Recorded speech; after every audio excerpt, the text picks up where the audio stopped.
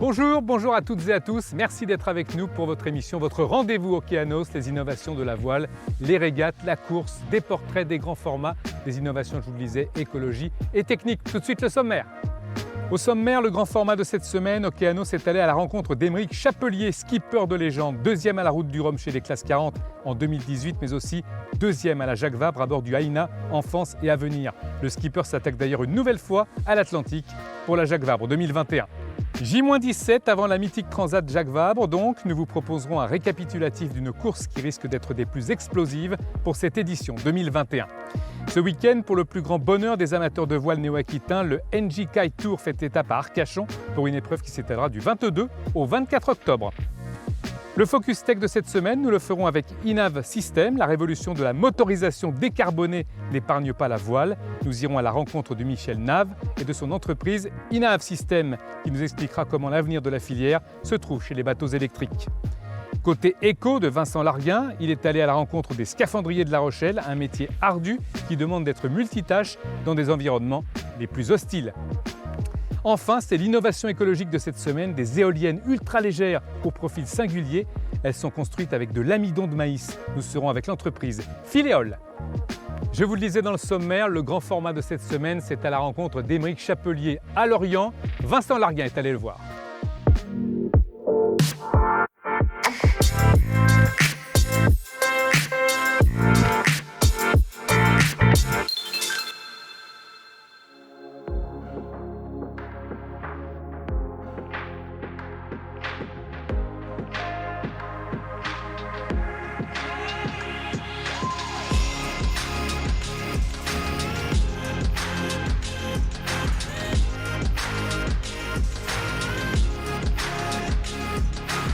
Ma première rencontre avec Aymeric s'est passée quand j'ai rencontré Sam et Aymeric pour justement mon poste. Et c'était au mois de mars, je crois, dernier, et j'ai intégré l'équipe en avril. Je crois que la première rencontre qu'on a rencontrée, il m'a demandé un service par rapport à un bateau qui devait se mettre devant nous. J'ai rien compris ce qu'il m'a annoncé. Je lui ai dit, il est trop bizarre, mais il a l'air sympa. C'est bon, j'ai changé d'avis depuis, carrément, avoir passé quelques heures, quelques journées, quelques mois ensemble, là, découvrir le personnage.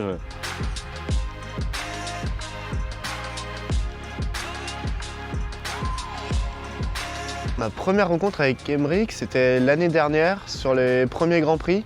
Aymeric était navigant et moi j'étais déjà technicien. Bon, on s'est croisés depuis longtemps. On a fait la Jacques Vabre en même temps il y a 6-7 ans, l'un contre l'autre. Ouais. Et puis on a fait la Route du Rhum l'un contre l'autre il y a 3 ans. Donc là on s'est côtoyés un peu plus parce qu'on n'avait personne à bord pour parler, donc on parle avec les compétiteurs. Et on a fini une régate 1 et 2 juste à côté.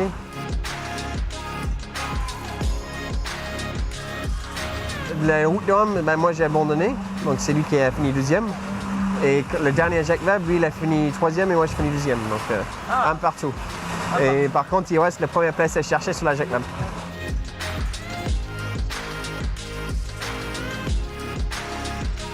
Aymeric, l'impression qu'il m'a fait quelqu'un de très humain, simple. Un mot pour définir Aymeric, je sais pas, investi. Il est, il est polyvalent. Je n'ai pas un mot comme ça. Il faut me laisser un peu plus de temps pour réfléchir, mais. Un mot pour définir Aymeric, je dirais hyper compréhensif. Je sais pas comment le. Ouais, je dis compréhensif. Il est toujours à nous aider. Il est toujours un petit mot pour nous soutenir. Il est toujours là pour nous, quoi. Toujours là pour l'équipe. C'est cool, quoi. Humain. Contact humain, quoi. C'est quelqu'un qui va toujours chercher à comprendre, qui va aider, qui va toujours être là pour comprendre s'il y a des situations difficiles ou pas, qui sera là pour écouter. Il a beau avoir une idée, il va écouter ton idée et juger, voilà, est-ce que ça se trouve elle est meilleure. Et c'est quelqu'un d'hyper humble et tout ça, et d'humain dans le sens où il fait passer, en fait, il va faire passer son équipe, ses gars, quoi. Avant beaucoup de choses, quoi. Et on sent qu'on peut vraiment se reposer sur lui et qu'à tout moment il est là pour nous aider, quoi. Pour moi c'est mon pote, quoi, en fait. Non, c'est super bien trouvé. Oui, c'est quelqu'un de très humain, de droit, de juste. Il a plein de facettes. C'est pour ça que c'est compliqué en un mot. Aymeric, en un mot, ce serait le fonceur. On était ensemble en école il y a 20 ans de ça, même plus de 20 ans. Et c'est toujours un type qui a été, sinon assidu sur les bancs de l'école, en tout cas il avait des résultats qui lui permettaient de s'exprimer à fond dans la voile et dans le surf. Moi je l'ai un peu suivi en surf au début quand on pouvait sur Île de Ré ou ailleurs. Et ouais, c'est un fonceur. Je pense qu'il a peur de rien, il est dur au mal. Donc je ne crois pas avoir jamais imaginé Aymeric faire ce métier pour de bon, mais on a toujours su qu'il avait quand même la passion de l'océan, la passion de la voile et la passion et l'amour du sport de glisse en général. Et en fait, ce partenariat il s'est écrit depuis bien longtemps, puisque je pense qu'en 2015 ou 2016, Aymeric lance sa première transatlantique sur un mini qu'il avait lui-même construit de mémoire. Et puis arrive le moment de Aina, Enfance et Avenir, qui est une association malgache d'aide aux enfants en difficulté. Et le projet d'un bateau qu'il a porté, un classe 40. Et c'est là où on a décidé de s'engager aux côtés d'Aymeric et de l'association pour lancer 3 ans de course et 3 ans souvent de victoire et de podium pour Aymeric. Mais avec la volonté surtout pas de mettre réalité en gros sur la coque, mais de participer à une association, et c'est important pour nous. Cette thématique de l'enfance, eh bien on a bien accroché sur le fait de porter et d'avoir quelque chose d'assez profond avec eux. Un petit mot pour Aymeric. Alors ce ne sera pas un mot qui aura trait à nos années étudiantes, puisque tous ces souvenirs-là sont bien lointains. Non, j'ai Aymeric, fonce, lâche rien, fais comme d'habitude. Bourrine. Ouais, on a eu des belles années, c'est vrai qu'elle est à l'Exy, à La Rochelle. Des beaux moments de partage, c'est vrai qu'on a régulièrement surfé pendant l'hiver, et effectivement c'est aussi un passionné du monde nautique et effectivement qui me suit depuis maintenant quelques années. Et c'est vrai qu'on partage toujours cette passion de la mer. Et, je suis très content de le voir sur cette petite interview.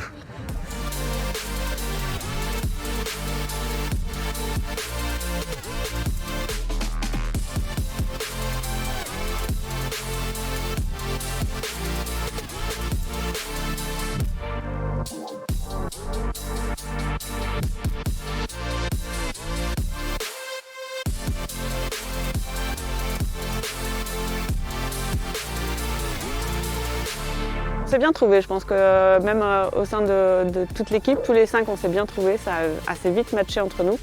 Ce qui est chouette d'ailleurs parce que c'est une équipe qui est récente et la preuve c'est qu'on a fait cette première saison de Pro Sailing Tour et on a tout gagné. Et tout ça dans une ambiance très conviviale et très sympathique, avec toujours cette notion de performance, on est très concentré là-dessus. Mais ça se passe dans la joie et la bonne humeur, donc c'est parfait. Et surtout, l'exercice qu'on va faire qui est la Jacques Vabre, c'est rien à voir par rapport aux 4 régates qu'on a gagnées jusqu'à aujourd'hui. Donc là, on ne soit pas à 5, on soit tous les deux. Et en plus que ça, on est parti pour 2 semaines et pas pour 12 heures. Donc,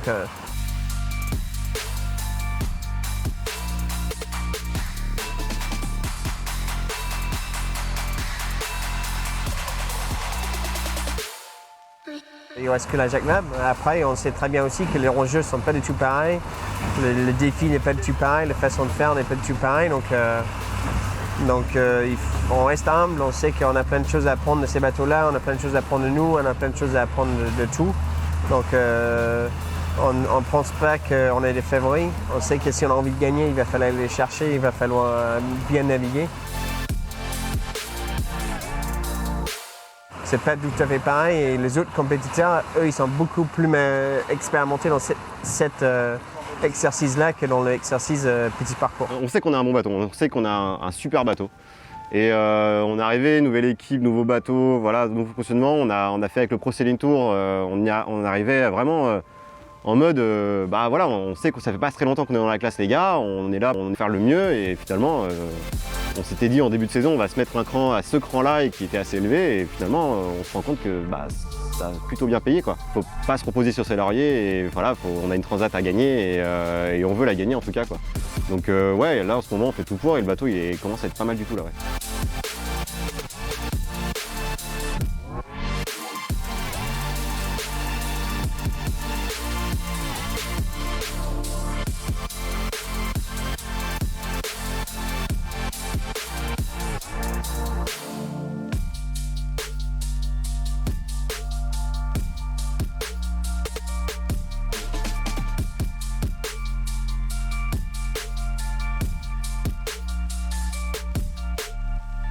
Non mais moi j'ai vraiment hâte d'être au Havre, ça va être une super aventure. Là, il reste 3 semaines pour finaliser les détails, mais on est plutôt content de là où on est aujourd'hui.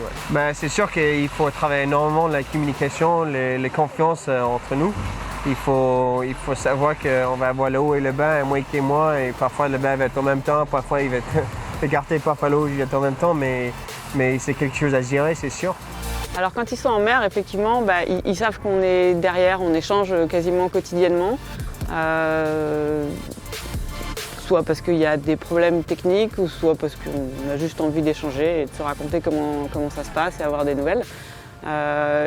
Ils le sentent, ils le savent en fait qu'on est derrière eux, tellement on est impliqué et investi dans le projet.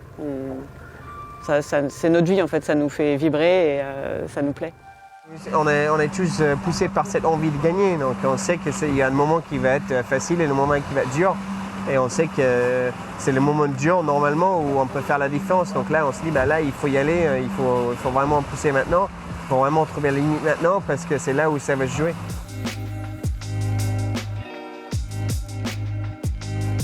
C'est une relation on va dire, de confiance, d'amitié, parce que on met notre vie un peu entre leurs mains, notre vie parce que le skipper ou le co-skipper n'a pas le temps de tout vérifier, le matériel de sécurité, le tour du bateau. Alors on regarde effectivement, on est toujours à l'affût du moindre petit problème sur le bateau, mais effectivement on leur fait confiance. Donc il y a vraiment une relation de confiance énorme qui se crée avec eux. Et puis sans eux, on ne ferait rien parce que s'ils ne sont pas bons, s'ils ne sont pas efficaces, on risque de casser, le bateau sera moins optimisé et puis ça peut mettre notre vie en danger. Donc on a vraiment une relation. Il y a toujours un petit pincement au cœur. Hein. Là, on sait qu'on est à 3 semaines, 1 mois, là, même un petit mois, même pas. On a la chance, il fait encore beau. Si ça partait dans ces conditions-là, ça serait idéal.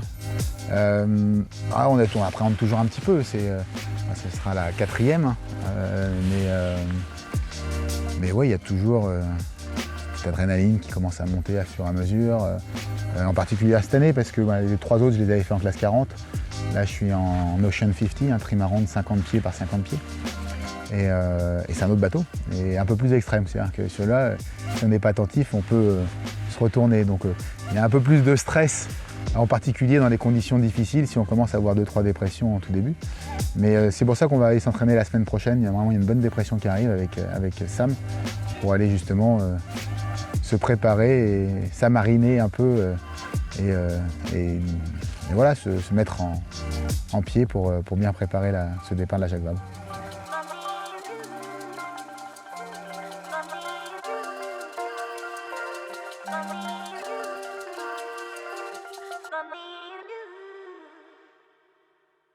Bientôt la mythique Jacques Vabre, ça nous amène tout de suite au journal des régates. Vincent Larguin.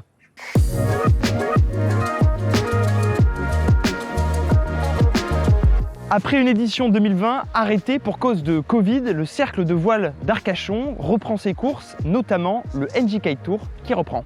Sur place, l'équipe de France de kitefoil sera au complet avec Anaïs Médesjardins, Théo Ramcourt ou encore Nicolas Parlier qui reviendra des championnats du monde de kitefoil. Cette compétition verra s'affronter les meilleurs de la discipline comme l'équipe de France ou encore Alex Kazerg, recordman de vitesse en kitesurf. C'est le premier homme à avoir franchi le mur des 54 nœuds, soit près de 100 km/h.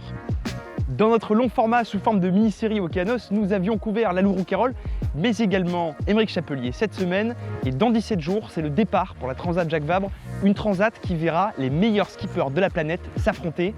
Ocean 50, IMOCA, Classe 40 et Ultime s'affronteront pour une course avec un départ du Havre, destination la Martinique. Les skippers néo-aquitains que sont Arnaud Boissière, Yannick Bestaven, la Lourouquayrol, Quentin Vlaminck et le Rochelais Aymeric Chapelier rentrent donc dans leur dernier préparatif pour cette 15e émission de la Route du Café.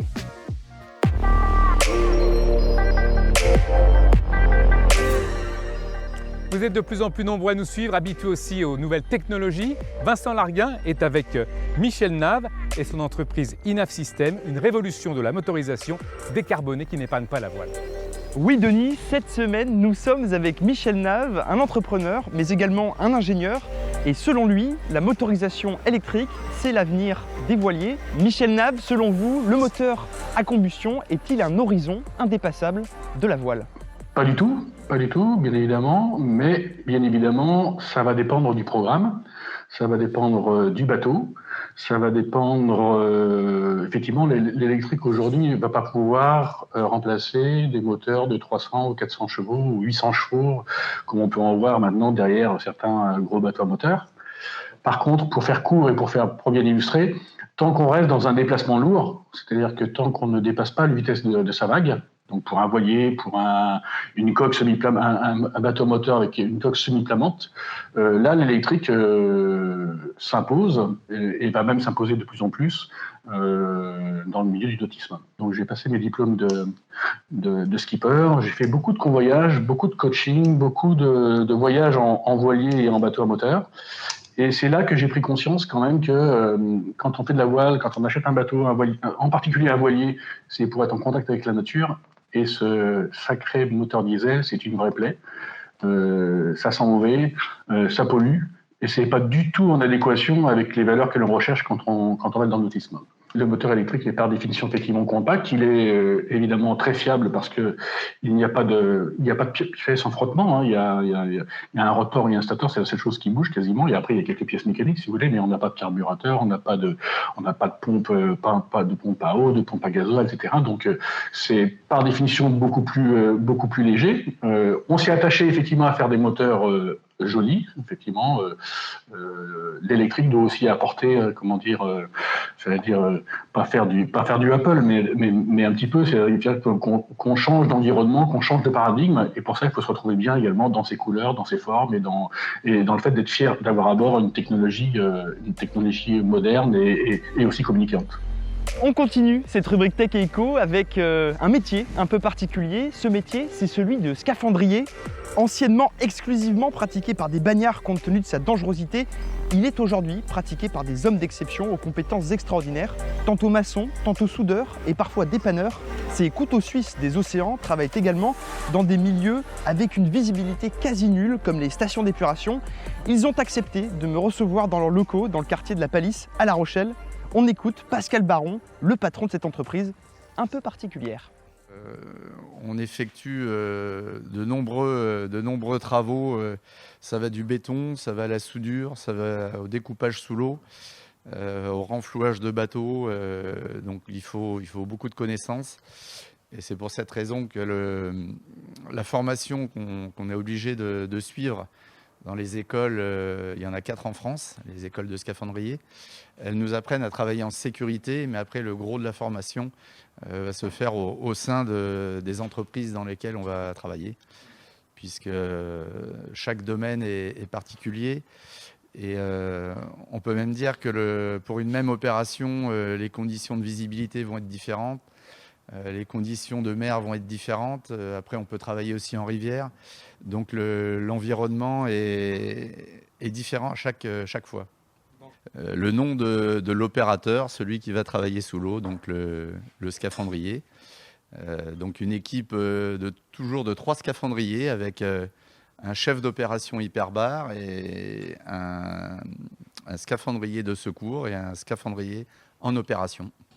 Si on veut durer dans le métier, il faut avoir une bonne hygiène de vie et puis être passionné. Donc aujourd'hui, on est sur une opération de renflouage de bateau. Donc renflouage de bateau, un bateau a coulé dans le port de pêche. Donc on a installé, depuis quelques jours, là on est sur l'opération, on a préparé le renflouage du bateau. Donc on va le remonter avec des parachutes et plus précisément avec des structures fermées pour avoir une meilleure stabilité. Et puis ensuite, on va remonter le bateau à l'aide d'une grue pour pouvoir le pomper, le remettre en flottaison et éventuellement pouvoir ensuite le ramener sur un site où il sera réparé et remis en état. Avec eux, j'ai pu assister au renflouage d'un bateau de pêche, une opération de longue haleine qui s'étale sur 3 jours avec des repérages, des plongées, un remorquage. Après une journée de travail de 12 heures, la mise en place d'une grue, le bateau a finalement été extrait de l'eau. C'est justement au plus grand bonheur de son propriétaire. Dans la première partie de ce grand format d'Océanos, nous sommes allés voir Aymeric Chapelier. Eh bien, nous allons y retourner à l'île de Ré, rentrer un petit peu plus dans son intimité encore.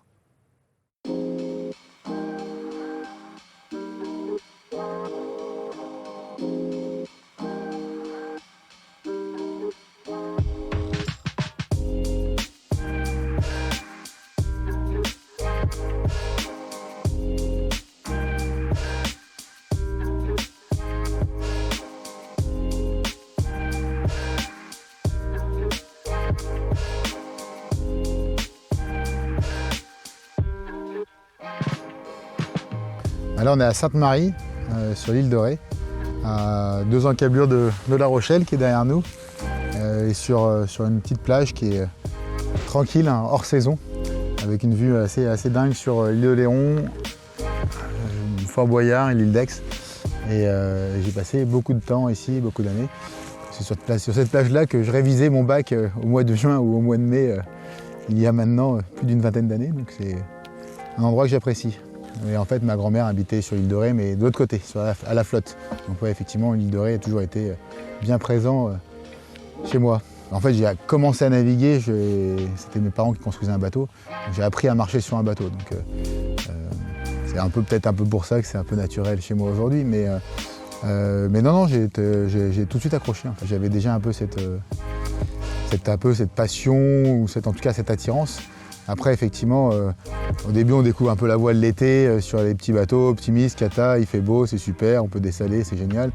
Et puis après, quand on commence à attaquer effectivement on appelle ça l'école de sport, où en fait on se retrouve à naviguer toute l'année, même en hiver, effectivement, on a perdu quelques enfants au passage. Il y en a qui restent pas très longtemps. Quand on commence à voir les pieds gelés et les tempêtes et tout ça, hivernal, c'est vrai qu'il y a un peu de personnes qui lâchent les bras. Mais non, moi ça m'a pas découragé, au contraire, ça m'a encore plus motivé pour continuer.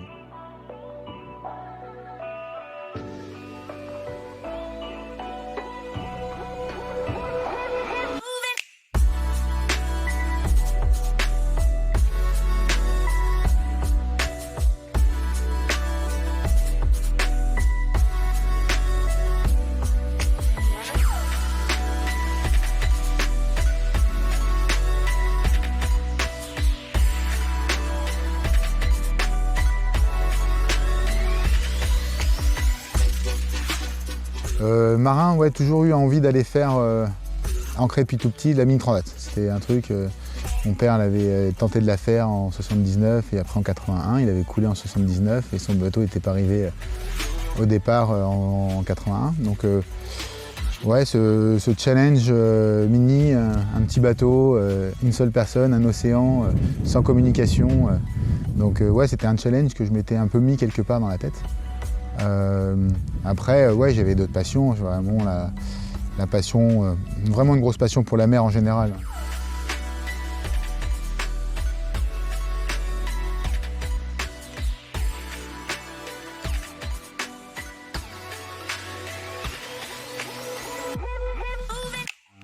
Un ami d'enfance qui avait fait la mini l'année avant, Fabien Després, qui était navigué sur le 617. Et qui m'a dit bah tiens, viens faire un tour, ça me ferait plaisir. Et puis on a fait un tour dans la baie. Et c'était un moment où c'est vrai qu'il y avait 15-20 nœuds, le bateau il filait, on était fait un bon tour. Et puis après il m'a amené faire une course au large dans l'année. On a relié Douarnenez au Sable d'Olonne. Et là je me suis dit tiens, j'aimerais bien en faire. Et c'est là où quasiment est né mon projet Mini Transat. Et l'année après on me prêtait un bateau pour faire deux épreuves, dont la grosse épreuve c'était un aller-retour au Fastnet où j'avais jamais mis les pieds, j'avais jamais vu, juste entendu les histoires de 79, les tempêtes et un peu le mythe de ce rocher-là. Et ça a tout de suite matché avec Gaël Ledoux, qui est en train de faire la mini aujourd'hui, qui était aussi originaire de La Rochelle. Et on a pris une bonne grosse tempête en arrivant au Fastnet. On était tous les deux malades, dans les creux de 4 mètres, 40 nœuds de vent, sur une petite coque de noix, sur une mini 50 où les vagues, toutes les minutes, remplissaient le cockpit. Et on se demandait, assis, gros lotant, ce qu'on pouvait bien faire là, pendant quelques heures, donc ça durait toute la nuit. Puis à 5h, 6h du matin, le jour s'est levé, puis tout d'un coup, le vent, il a tourné à 95 degrés et ça a molli, entre guillemets, il n'y avait plus que 20 nœuds. Puis là, on commence un peu hagard de la nuit passée, en train de taper sur le compteur, mais qu'est-ce qui se passe, je comprends plus là. Putain, ça a molli. Et là, je fais debout, allez, c'est reparti, on balance le spi. Et c'est là que j'ai compris que finalement, le baptême du feu était passé et que j'avais accroché.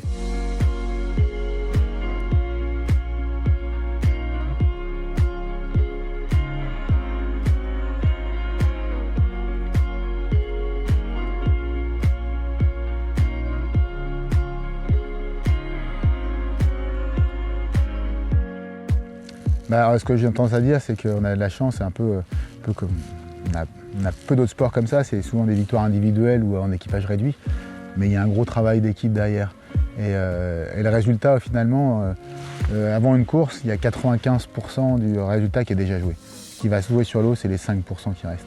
Donc effectivement, dans ce travail, il y a la préparation du bateau, d'avoir choisi des bons partenaires aussi, d'avoir qui ont confiance en nous, d'avoir choisi le bon bateau, le bon architecte. Et après, effectivement, il y a tout ce qui est le travail sur le bonhomme. Et ça, c'est hyper important. Donc effectivement, j'ai été suivi pendant de longues années. Alors sur la préparation physique, moi j'ai mon préparateur qui est physique et mental. Parce que je considère un peu que les deux sont souvent pas mal liés. Et après aussi, il y a une grosse préparation sur le sommeil. Donc sur la préparation mentale, effectivement, on a fait beaucoup de... Je suis assez féru de sophrologie et d'imagerie.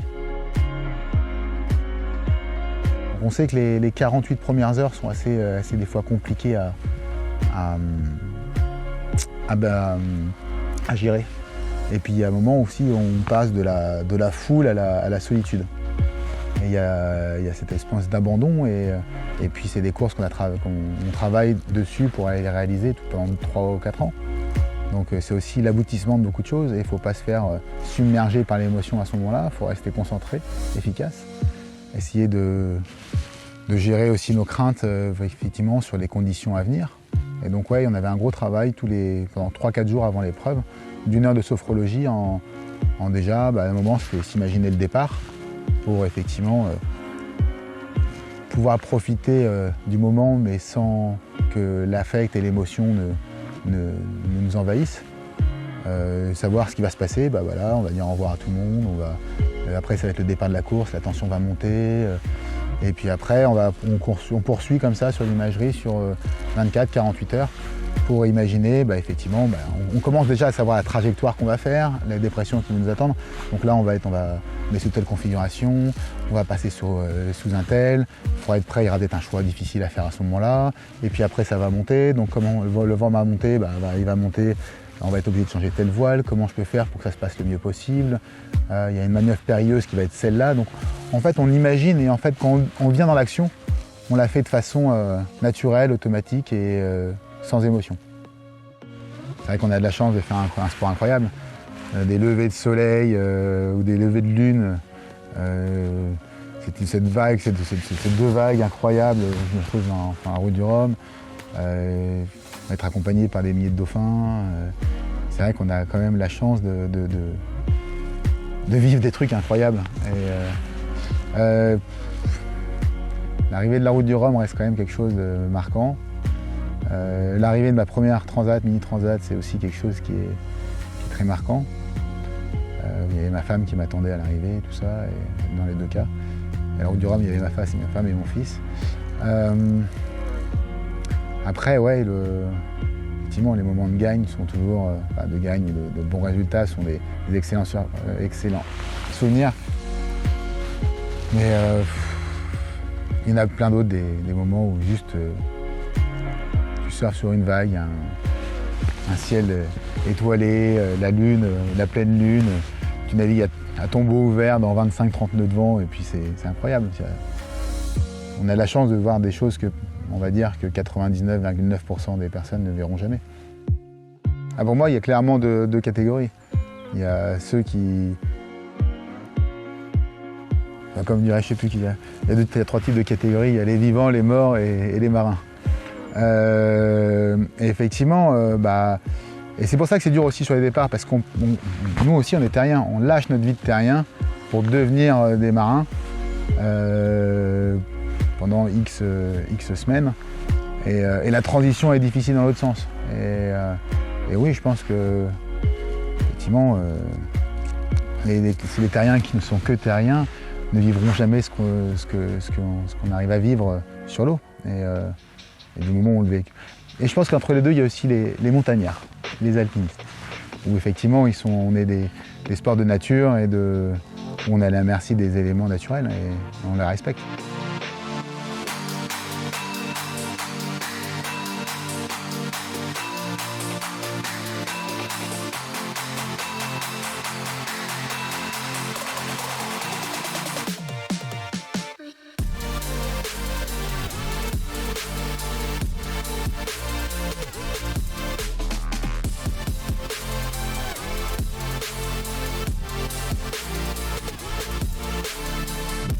Sur la route du Rhum, j'étais simple, j'avais déjà eu l'habitude de connaître ça. Donc on avait discuté avec le préparateur mental. C'est vrai que l'arrivée, elle était encore plus brutale que le départ. Donc 24 heures avant, moi j'avais mis la musique à bloc et des podcasts à fond dans le bateau pour me réhabituer, et des podcasts pour me réhabituer à ce qu'il y ait d'autres personnes qui parlent à côté de moi. Et c'est vrai qu'on vit à deux, je parle à deux. Hein. Je vais souvent en couple avec le bateau, surtout quand on est en solitaire. Et c'est vrai qu'on arrive, la coupure est assez violente. Alors c'est cool au début parce que tu arrives, on est content de retrouver tout le monde. Le plus dur revient après en fait, souvent. On profite du temps avec la famille et tout ça, mais pendant 15 jours, 3 semaines, on a vécu avec pas grand chose. Vraiment, sur la pyramide de Maslow, la première couche, quoi. De quoi nourrir, dormir, manger. Et avec peu d'énergie à bord, à tout contrôler. Et c'est vrai qu'on s'aperçoit qu'on vit des trucs extraordinaires avec peu, quoi.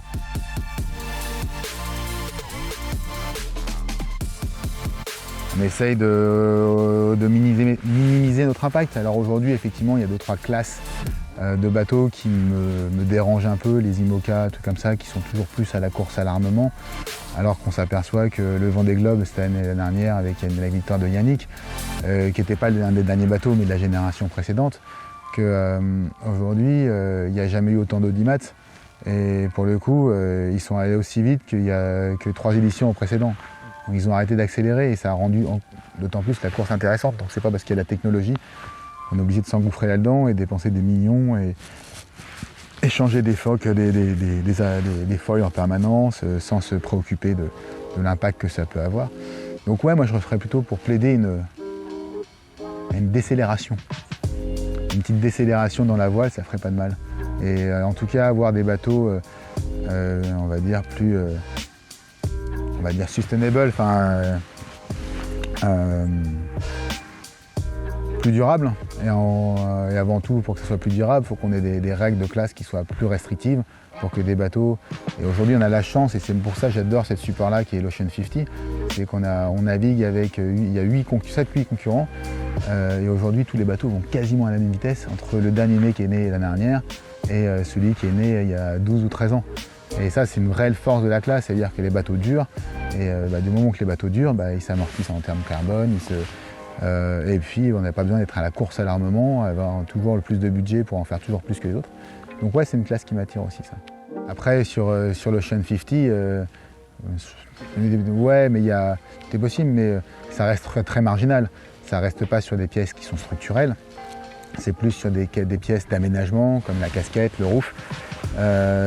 Donc ouais, de toute façon, il va falloir trouver des solutions parce qu'effectivement, on ne va pas continuer à consommer de la résine comme ça. Donc essayer de trouver effectivement des solutions.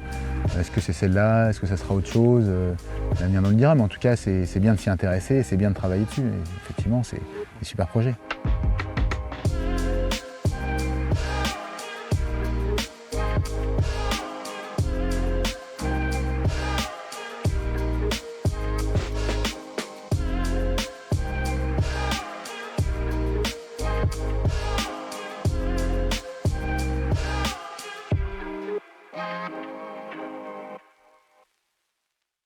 Innovation technique, innovation également écologique. Avec Vincent Larguin, nous allons à la découverte de l'entreprise Philéol.